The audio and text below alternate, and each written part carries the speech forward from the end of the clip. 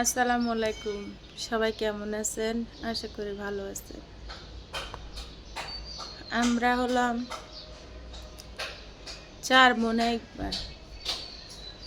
আমাদের মা নাই, আমরা এতিম। এক বোনের কিছু হলে আরেক বোনের কষ্ট হয়। ভাইয়ের কিছু হলে 4 বোনের কষ্ট একসাথে হয়। আজকের এই ভিডিওতে যাকে দেখতেছেন সে আমার ছোট। সে গ্যাস বাস্ট হয়ে প্রথমে আগুনের গোলাটা তার মুখে আসে, তার মাথার চুলগুলা এদিকে সব পুড়ে গেছে। তার এই সাইডটা বেশি সমস্যা হয়েছে, ডান হাতটা কোনো থেকে কবজি পর্যন্ত অনেকটা পুড়ে গেছে। বাম হাতেরও এখানে কিছুটা পুড়ছে, বাম পায়েরও পুড়ছে। সবাই ওর জন্য দোয়া করবেন।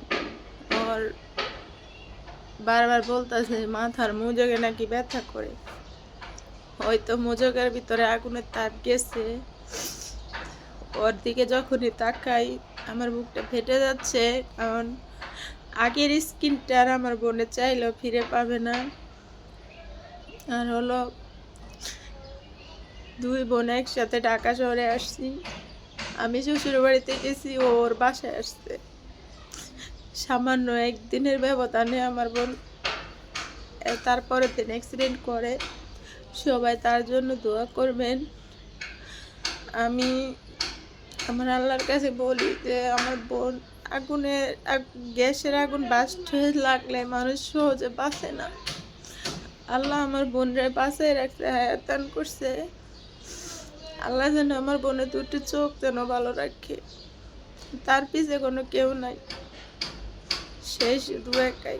আল্লাহ আপনি আর যেন আমার বোনের প্রতি একটু দয়া করে। সবাই দোয়া করবেন, আপনাদের কাছে দোয়া চাই।